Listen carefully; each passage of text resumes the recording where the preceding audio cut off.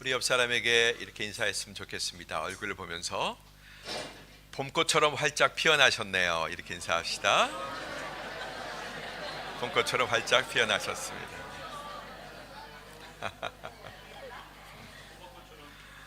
네, 여러 가지 꽃이 피죠. 민들레도 피고, 네, 호박꽃은 봄에 안 피죠, 그렇죠? 네.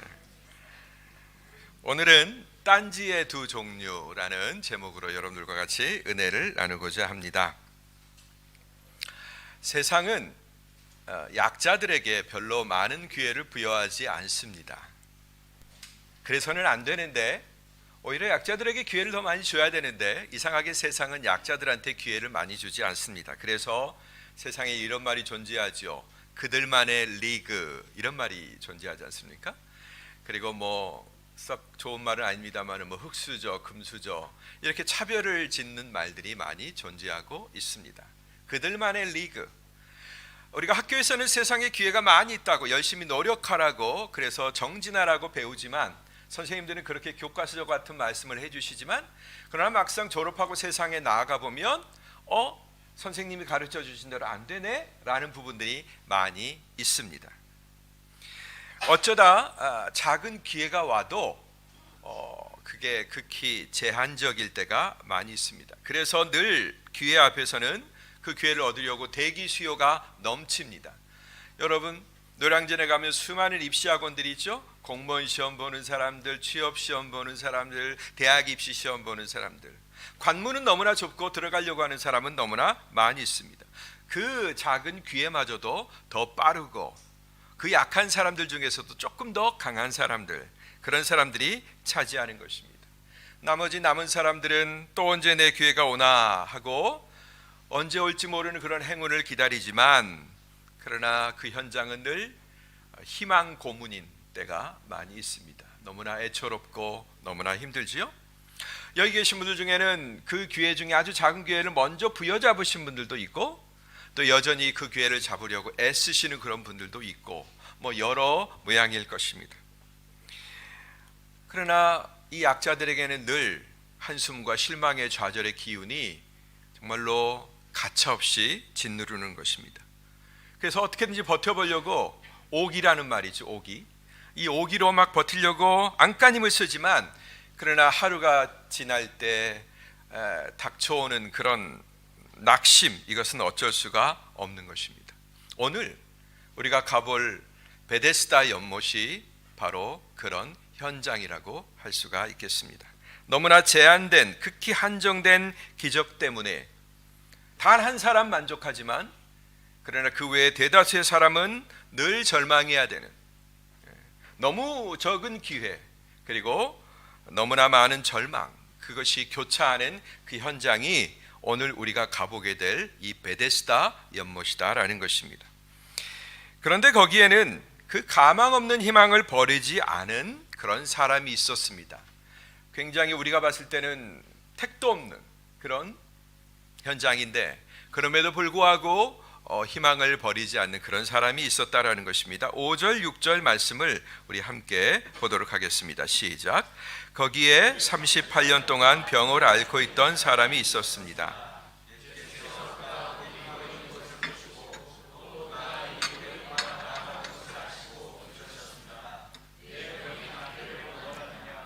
예. 오늘 등장한 한 사람은 38년이나 끔찍한 질병 가운데 갇혀 있었습니다. 이 38년이라는 시간은 그 오래된 시간만큼 어두운 절망의 시간입니다. 생각해 보세요. 그 사람이 이 38년 동안 얼마나 절망했을까요? 아파서 절망하고, 움직이지 못해서 절망하고, 그나마 치유받는 기회가 있었는데 찾지 못해서 절망하고, 절망, 날마다 절망 곱하기 3이 되는 그런 현실에 놓여 있던 사람입니다. 더군다나 이 사람은 옴짝달싹도 할 수 없는 그런 중증 환자입니다. 천사가 어쩌다 한 번씩 만들어주는 그런 절호의 기회마저도 그 사람에게는 가장 멀리 있습니다. 그 모든 불쌍한 사람들 가운데도 그 사람은 제일 끄트머리에 있는 거예요. 그런데 재미있는 것은 그 와중에도 그 사람이 포기하지 않는다라는 것입니다. 너무나 이상하죠? 그는 여전히 베데스다 거기에 나와 있는 거예요. 뭘 바라면서? 혹시 모를 기적을 바라면서. 몸을 옮길 수 없었던 그 사람은 누군가가 정말로 큰맘 먹고 이번에 내가 내 기회를 포기하고 당신 도와줄게, 이런 큰맘 먹고 도와주는 사람이 있다면 모를까, 그 외에는 전혀 기회가 없는 그런 사람들입니다. 하지만 거기에는 정말로 기회를 엿보고 있는, 빨리 그 기회를 내가 붙잡아야 되겠다 하고 대기하고 있는 환자들이 얼마나 많이 있습니까? 그죠? 아무도 도와주려 하지 않을 것입니다. 서로 그 기회를 붙잡으려고 할 것입니다. 어쩜 우리가 살아가는 이 세상과 그리도 흡사할까요? 그죠? 우리가 살아가는 세상이 마치 이래요. 누군가가 나를 도와줄 것 같지만, 누군가가 나에게 긍휼을 베풀고 자비를 베풀고 그래서 그들의 것을 나누어 주고 그들의 기회를 양보할 것 같지만, 그건 우리의 바램뿐이고 실제로 우리가 살아가는 세상은 그냥 생기기 무섭게 그 기회를 앗아가는 그런 세상이다라는 것입니다. 그런데 여전히 이 사람은 오늘도 나오고 어제도 나왔고 그 다음에 그제도 나온 사람입니다. 포기하지 않고 나왔다라는 것입니다. 이것이 여러분 중요합니다. 포기하지 않는다라는 것이 중요합니다. 옆 사람에게 인사하세요. 절대 포기하지 마세요. 이렇게 인사합시다. 네, 포기하시면 안 됩니다. 여러분, 포기하지 않을 때 거기에 희망이 있어요. 단 한 번의 자비라고 할지라도 그 기회를 얻을 수 있는 기회가 여전히 살아있는 겁니다. 그러나 언제 그 기회가 나에게 올까라고 포기해버리면 그에게는 기회가 오지 않는 거죠. 그러나 그 기회는 자기가 생각한 기회가 아닙니다. 자기가 바라보고 있는 그 유일한 기회가 아니고 그 희망을 갖고 있는 자에게는 또 다른 절호의 기회가 다가온다라는 거예요. 어떤 기회가 찾아오죠? 때마침 자비가 너무나 풍성하신 예수님이 그 사실을 안테나처럼 받으신 거예요. 어떤 사람이 이렇게 고통받고 있구나, 어떤 사람이 이렇게 절실하게 애타게 그 38년 된 질병에서 벗어나기를 그렇게 소망하고 있구나, 이 사실이 예수님의 안테나에 들어온다라는 거예요. 그런데 예수님은 이걸 보면 그냥 꼼짝을 못해요. 움직이지 않고는 견디지 못하시는 분이 바로 예수님이다라는 거죠. 반전의 기회가 이제 그에게 찾아옵니다. 예루살렘에 두 번째 들르신 예수님께서 이제 일부러 베데스다, 여러분 성경에 베데스다 사건이 딱 한 번 나와요? 두 번도 가신 적이 없어요. 성전은 늘 가시는 장소지만 이 베데스다는 양의 문 근처에 있는 아주 소외된 장소입니다. 거기에 가지 않아요. 근데 예수님이 일부러 그 장소에 찾아가셨습니다. 그리고 그 사람을 만나서 38년 동안이나 누워있는 그 사람을 만나서 묻습니다. 이렇게요. 내 병이 낫기를 원하느냐? 내 병이 낫기를 원하느냐? 이때 그 사람은 너무나 가련할 정도로 자기 소망을 내비칩니다. 당연합니다. 제가 왜 바라지 않겠습니까? 제가 바라지 않는다면 왜 이 자리에 나오겠습니까? 그러나 아무도 저를 도와주지 않습니다. 모두가 다 자기 문제 해결하기 바쁩니다. 아무도 제가 앓고 있는 이 문제를 불쌍히 여겨주지 아니하고 공감해주지 않고 자기 문제로 삼지 않습니다. 그리고 여기 있는 사람들은 그럴 힘도 능력도 없습니다. 이런 복잡한 그런 생각들이 예수님 앞에 드리는 이 말 가운데 녹아 있는 거죠. 그때 주님이 비로소 말씀하세요. 일어나 내 자리를 들고 걸어가거라. 아멘. 일어나서 네 자리를 들고 걸어가거라. 여러분, 이윽고 놀라운 일이 벌어졌습니다. 그 사람이 치료가 되는 거죠. 일어나, 예수님 말씀대로 그대로 일어나서, 38년 동안이나 꼼짝 못하던 그 사람이 그대로 일어나서 한 번도 들어본 적이 없고 옆 사람이 그것을 가져다 줬을 텐데 그 돗자리를 들고 일어나 걸어가는 것입니다. 그런데 이런 현장에서 이상하게 딴지를 거는 사람이 등장합니다. 오늘 제목이 두 종류의 딴지죠. 두 가지 종류의 딴지예요. 자, 10절 말씀 같이 읽어봅니다. 시작. 그래서 유대 사람들은 병이 나은 사람에게 말했습니다. 오늘은 안식일이니 자리를 들고 가는 것이 옳지 않소. 네, 참 이상하게도 영문을 알 수 없는 비판이 제기되는 것을 보게 돼요. 이런 건 어울리지 않죠. 전혀 어울리지 않습니다. 여기에 굉장히 괴이한, 괴상한 관찰력을 가진 사람이 등장하는 거예요. 아주 섬세한, 아주 날카로운 그런 관찰력을 가졌는데 정작 봐야 될 것은 안 보고 딴 걸 보는, 즉 놀라운 기적의 현장, 그냥 눈을 크게 뜰 필요도 없이 바로 눈앞에 보이는 그 놀라운 기적은 보지 않고 어디 있나 막 찾고 찾아야 보이는 그걸 지금 보고서 그걸 가지고 문제를 제기하고 있다라는 것입니다. 그들의 눈에는 관습이 깨진 것만 보이고 무려 38년 동안이나 앉아있던, 누워있던 그 중병이 치유된 기적은 안중에도 없는 것입니다. 여러분, 이처럼 우리의 생각이 갇히면, 우리의 이 사고력이 갇히면 정말로 봐야 될 것은 보지 못하고 그에 대하여 딴지를 걸게 되어 있는 것입니다. 어떻게 이런 일이 일어날 수가 있나라고 여러분 생각하시겠지만, 사실 이런 일들은 저와 여러분들 사이에도 비일비재한 그런 문제예요. 조금만 더 깊이 생각해 보면 우리가 살아가는 현장에서도 이런 어이없는 일은 비일비재하게 일어난다라는 것입니다. 예. 그래서 그들은 딴지를 거는 것입니다. 그런데 예수님도 이상해요. 예수님도 이상합니다. 왜 굳이 그냥 나아라, 평안을 얻어라 이렇게 얘기하면 좋은데 굳이 그 사람에게 일어나서 네가 누워있던 자리를 들고 걸어가라 이렇게 하셨을까요? 예수님도 이상해요. 소위 이걸 두고 뭐라고 얘기할 수 있냐면 이유 있는 딴지라고 얘기할 수 있습니다. 오늘은 딴지의 대결이에요. 유대인이 거는 딴지와 그 다음에 예수님이 거는 딴지가 있는 것입니다. 예수님은 이미 썩어져가는 생명력, 그 생명력을 잃은 그 관습을 깨고 싶어 하셨어요. 아무리 옳은 관습이라 할지라도, 아무리 그것이 유대인의 사회를 지탱해주고 있는 오래된, 그리고 누구나에게 다 받아들여지고 있는 그런 관습이라 할지라도 낡고 병들고 생명력이 없는 그 관습을 타파하고자 하셨다라는 거죠. 그러나 예수님이 건 그 딴지는 혹시나 했는데 역시나로 끝나버립니다. 그 누구도 그 38년 된 병자가 치유된 데에는 관심을 보이지 않았어요. 오로지 뭘 갖고 성화냐? 세상에 베데스다에서 우리가 알던 그 38년 된 사람이 일어났대요. 이런 굿뉴스, 빅뉴스가 그들에게 성화를 일으키는 게 아니라 정말로 뉴스거리도 아닌 그날이 하필이면 안식일이었다.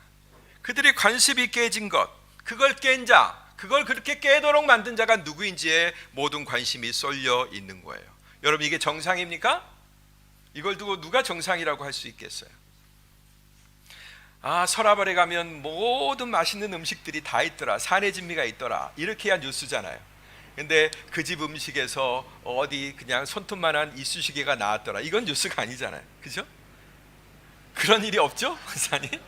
그런데 사람들이 그 수백 가지 음식의 맛있는 얘기는 별로 안 하고 뭔 얘기를 해요? 그 집 음식에 내가 언제 가봤는데 이쑤시개가 하나 나왔다, 요거 갖고 얘기한단 말이죠. 이게 말할 거리가 아니에요. 그런데 우리의 뉴스 가운데는, 우리의 일상의 뉴스 가운데는 이쑤시개가 훨씬 더 큰 뉴스거리가 된단 말이에요.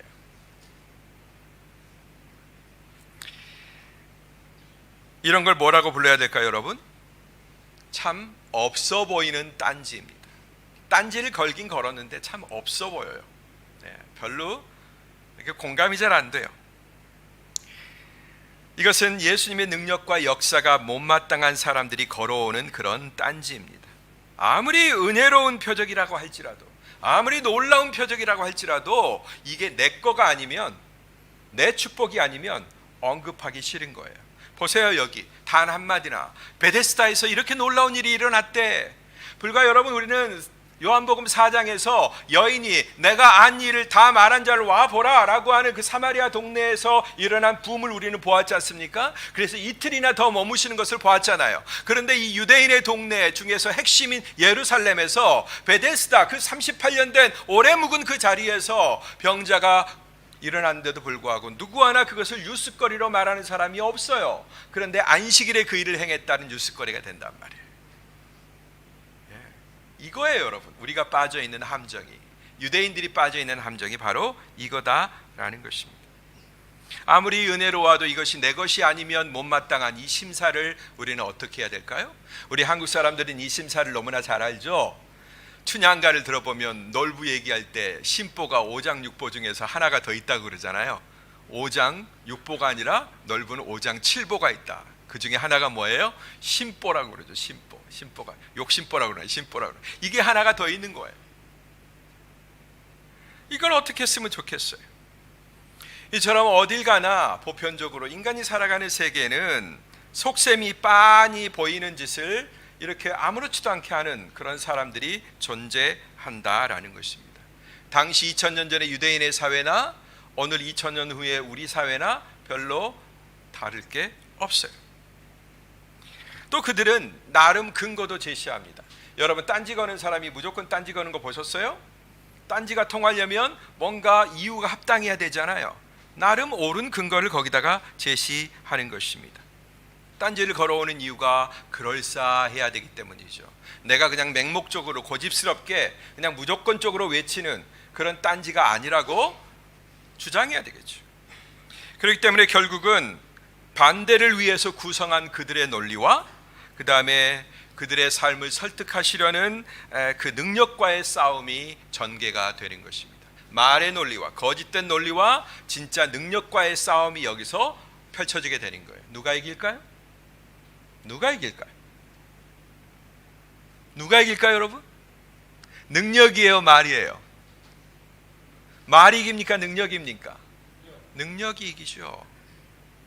말은 제 아무리 그럴싸해도 말일 뿐입니다. 능력 앞에서는 그냥 입을 다물게 되어 있어요. 우리 그리스도인은 이 합리성의 터울을 쓰고 덤벼드는 이 딴지를 극복해야 되는 것입니다. 오히려 그 딴지, 그런 딴지를 걸어오는 세상에게 전혀 다른 딴지를 걸어야 되는 거예요. 이게 그래서 두 종류의 딴지인 거예요. 세상은 날마다 우리들에게 딴지를 걸어올 겁니다. 또 내 내면에서 딴지를 걸어올 겁니다. 그러나 복음을 받은 내 자아는 거기에 대해서 반대되는 딴지를 걸어야 된다라는 거예요. 이게 바로 믿음의 딴지입니다. 따라합시다. 믿음의 딴지를 겁시다. 이 믿음의 딴지는 여느 다른 딴지처럼 시비를 거는 데 목적이 있지 않습니다. 나를 정당화하고 내 감정을 실현하는 데 목적이 있지 않아요. 도리어 진실을 가지고 능력을 가지고 그 거짓의 허황됨을 그대로 드러낸다라는 것입니다. 여러분, 우리 그리스도인이 바로 세상에게 이런 딴지를 걸어야 되지 않겠습니까? 당신들 기독교 뭐요? 라고 하면 우리가 가진 복음과 진리와 능력에 대해서 우리가 그걸 가지고 그들이 사는 세상에 딴지를 걸어야 되는 것입니다. 얼마 후 성전에서 예수님은 자신을 숨기지 않고 다 내보이셨습니다.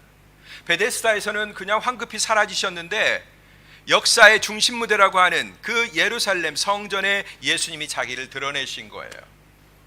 그리고 먼저는 그 치료해 주신 병자에게 나타나셨습니다. 그리고 뭐라고 얘기하시죠? 보아라, 네가 다 나았구나. 더 심한 병이 내게 생기지 않도록 이제 다시는 죄를 짓지 마라. 이런 말씀을 그에게 덧붙이시는 거예요.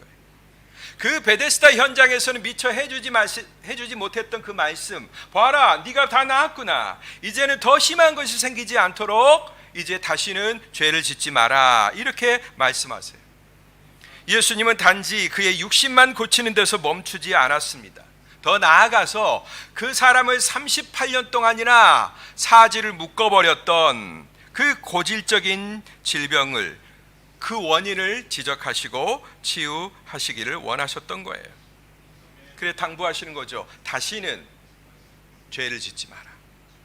그러므로 여러분, 우리는 유추할 수 있죠. 이 말씀을 통해서 유추할 수 있습니다. 이 사람이 38년 동안이나 사지마비의 그 상황 가운데 꼼짝 못하고 묶여 있었던 원인이, 물론 모든 병이 그런 건 아닙니다. 모든 병을 다 그렇게 해석할 수는 없는데 적어도 이 사람에게는 이 사람을 꼼짝 못하도록 묶어버린 원인이 그의 죄라는 것을 우리는 발견하게 되는 것입니다. 죄가 이렇게 무서워요. 죄는 38년 동안이나 그의 사지를 묶어버렸던 것입니다. 그래서 예수님은 더 심한 게 생기지 않도록, 더 비참한 자리에 가지 않도록 이제 다시는 그와 같은 범죄를 하지 마라 라고 당부하시는 거예요. 이 부분을 우리는 많이 놓칩니다. 주님이 치유하신 부분만 우리는 집중해요. 그런데 그 병의 원인이 뭐였는지 그걸 해석해 주시는 이 주님의 말씀은 우리는 그냥 지나가 버리는 경우가 많이 있습니다. 다는 아니지만 우리 인생에 빚어지는 비참한 일들이 다 그런 경우는 아니지만 상당히 많이, 참 많이 바로 우리의 죄와 연결되어 있는 것입니다. 따라서 합시다. 죄는 파괴력이 있다. 그것도 심각하다. 네, 죄는 어마어마한 파괴력이 있어요. 우리가 그냥 죄를 짓고 하나님 앞에 용서를 구하면 그냥 왔다다 금방 된다라고 생각하지만 그러나 그 죄는 파괴력을 남겨둡니다. 여파를 남겨둬요. 관계의 파괴가 일어나고 인격의 파괴가 일어나고 정서적 파괴가 일어나고 육체적 파괴가 일어나고 더 나아가서 주님은 거기서도 멈추지 않습니다. 예수님은 이것을 역시나 똑같이 그 고질적인 질병을 앓고 있던 유대인들에게 확대시키고 있습니다. 어떻게 해요? 왜냐하면 유대인들에게도 이 심각한 영적 고질병이 있었기 때문입니다. 이런 의미에서 이 38년 된 환자는 유대인들의 현재를 보여주는 일종의 메타포가 되는, 은유가 되는 거예요. 여러분, 이 38년 된 환자가 한 개인인 것 같지만 이 개인이 요한복음에 등장하지 않습니까? 그리고 예수님에게 발견되어 치유되지 않습니까? 이건 바로 유대인들 전체를 보여주는 하나의 그림이다라는 거예요. 38년 동안이나 묵혀 있었던 그들의 고질적인 병폐가 뭐예요? 바로 자기 조상들이 만들어 놓은 장로들의 유전 가운데 자기들의 행위를 숨기고 숨어버리는 것 아닙니까? 여러분, 물고기 기르시는 분이 있죠? 물고기 기르면 어항에다가 수초도 넣고 바위도 넣고 뭐 물레방아 같은 것도 넣고 합니다. 근데 물고기들이 평소에는 잘 헤엄치면서 먹이 활동을 하다가 잠잘 때나 아니면 새끼를 낳을 때나 할 때는 그 속으로 쏙 숨죠. 어떤 그 구조물 가운데 쏙 들어갑니다. 마치 그런 것처럼 사람들이 일종의 구조물을 만드는 거예요. 공동의 구조물을 만드는 거예요. 그래서 어느 순간에 내가 분리할 때 내 양심을 숨기고 싶고 내 현재를 숨기고 싶고 내 행동의 근원을 숨기고 싶을 때 어느 순간에 그 수초 속으로 이미 사람들이 보장되어서 만들어 놓은, 다 같이 약속하고 만들어 놓은 그 구조물 가운데로 숨어 버리는 것입니다. 유대인들은 그걸 만들어 놓았던 거예요. 그게 뭐냐? 하나님이 주신 선한 율법을 가지고 자신들의 죄를 숨기는 공간을 만들어 놓았던 것입니다. 예수님은 그걸 보신 거예요. 그러면서도 낳고자 하는 소망은 있고, 그러면서도 하나님의 은혜를 받고 언약을 이어가고 싶은 소망은 있단 말이죠. 그래서 늘 이 연못에 나오는 환자처럼 주님 앞에 나와서, 성전 앞에 나와서 예배는 드려요. 그런데 내 양심은, 내 행위는 늘 그 수초 가운데 아니면 물속의 바위 가운데 숨겨 놓는 거예요.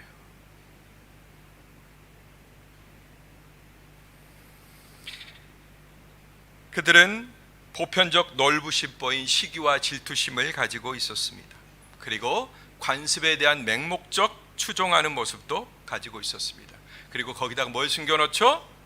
네, 불신의 벽, 하나님을 믿지 않는, 하나님이 그들의 삶에 구체적으로 들어오셔서 그들의 일거수일투족을 감독하시고 그들의 삶을 축복하시고 새롭게 하시려는 그 하나님의 손길에 대해서는 NO!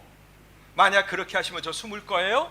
하면서 자기들의 공간으로 쏙 들어가 버리는 이러한 잘못을 계속해서 그들의 사회 가운데서 반복하고 하도 많이 반복하다 보니까 이제 떡하니 보장되어 있는 공간이 마련되어 있는 거예요.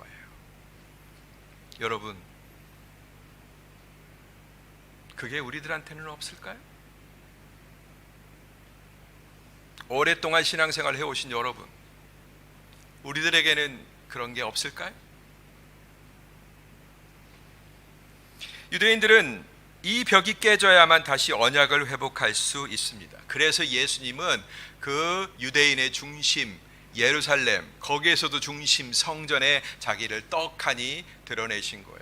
논란의 중심에 설 것을 뻔히 아시면서 안식일에 병자를 고쳤다라는 그 사건으로 말미암아 진실은 보지 아니하고 그 가짜 사실, 표면적인 사실만 가지고 당신을 공격할 것을 뻔히 아시면서도 불구하고 역사의 중심 무대에 자기를 딱 하고 세우십니다. 그것도 성전이라고 하는 중심에서, 그들의 신앙 중심에서. 그런데도 불구하고 예수님의 기대는 안타깝게 현실에서는 정반대로 치닫습니다. 그들은 하늘로부터 온 그 찐 능력, 진짜 능력보다는 지금까지 자기들을 지탱해 주었던, 그리고 얼마든지 숨고 싶을 때 숨겨 주었던 그런 허울 좋은 관습을 붙들게 됩니다. 여러분, 이 얼마나 어리석은 모습이에요? 그래서 주님이 율법주의에 대해서, 바울이 율법주의에 대해서 그토록 타파하려고 애썼고, 율법이 나빠서가 아니라 율법 속에 숨는 그들의 행위를 아시기 때문에 그것을 제거하려고 하셨던 것입니다. 이것이 바로 오늘을 살고 있는 우리 역시 빠지기 쉬운 그런 늪입니다. 신앙과 인생살이에 대해서 스스로 세운 고정관념이 얼마나 많이 있습니까? 그리고 굉장히 딱딱한 인식, 신앙이 아닌 신념으로 바뀐 우리의 생각들이 얼마나 많이 있어요? 그런 것들은 찰랑찰랑 내 발을 자유스럽게 만들어주는 게 아니라 끈적끈적하게 내 뻘처럼 내 발을 묶고 갈수록 빠져들게 만듭니다. 진창이라고 하죠. 주로 어떤 얘기를 합니까? 신앙생활을 오래 하시는 분들은 이런 착각을 많이 해요. 나는 바르고 정상적인 길을 지금 선택해서 가고 있어. 나는 오랫동안 신앙생활을 했기 때문에 우리 조상들이, 우리 부모들이 마련해준 그 정상적인 신앙의 길을 선택해서 나는 지금 똑바로 가고 있어 라고 생각한다라는 것입니다. 그런데 여러분, 이 늪은 한번 빠지면 헤어나오기가 정말 어려워요. 왜요? 그걸 틀렸다고 생각 안 하기 때문에, 거기가 위험하다고 여기지 않기 때문에, 그리고 그런 속에서 우리의 조상들도 계속 살아왔고 내가 봤을 때는 적어도 문제가 없는 것 같기 때문에, 거기에는 적당한 타협이 있고 적당한 뭔가 뭉개짐이 있기 때문에,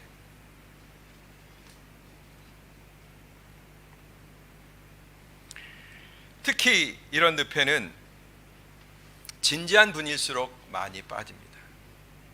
자기 삶을 잘 통제하고 생활도 잘 통제하고 적절히 자기의 삶을 기독교 철학으로 조절하고 있는 분들이 빠지기 쉬운 그런 늪이요 함정입니다. 나는 잘하고 있어, 이 정도면 잘하는 거 아니야? 헌신적인 분들, 진지한 분들, 그런 분들이 이런 늪에 빠져요. 여러분, 이방인들이 이 늪에 빠진 게 아닙니다. 유대인들이 빠진 늪이에요. 유대인들이. 그러나 여러분, 반드시 거기서 벗어나야 소망이 있는 줄로 믿습니다. 그러기 위해서 우리는 늘 질문해야 됩니다. 내가 지금 말씀과 성령 앞에 나를 세우고 있는가?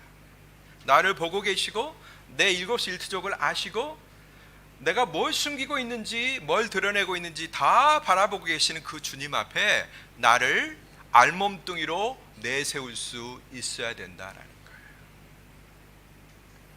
이제 여러분, 이전의 베데스다는 간혹 가다가 드물게 일어나는, 그것도 극히 제한적인 기적을 일으키는 현장이었습니다마는, 그래서 거기에서 희망의 박수 소리와 축하의 소리보다는, 그런 소리는 그냥 한 사람뿐이에요. 그러나 절대 다수는 비참해지고 실망하고 한숨 쉬는 그런 현장이죠. 이전의 베데스다는 그런 현장이에요. 그러나 이제 우리의 베데스다는, 오늘의 베데스다는 상시로 그 기적이 일어나는 현장으로 바뀐 줄 믿습니다. 아멘. 더 이상 고질적인 이 병폐가 지속되는 자리가 아니어야 돼요. 우리는 거기서 벗어나야 됩니다. 나를 숨길 수 있는 어떤 구조물도 만들지 말아야 합니다. 하나님 앞에서 자기를 숨겨서는 방법이 없어요. 그리고 숨길 수도 없습니다. 어떻게 안 드러날까요?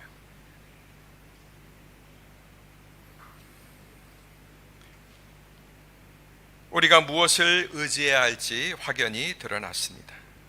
그러므로 기적이 일상화되는 그 현장은 그리스도를 믿는, 제대로 믿는 우리들의 손에 의해 달려 있는 거예요.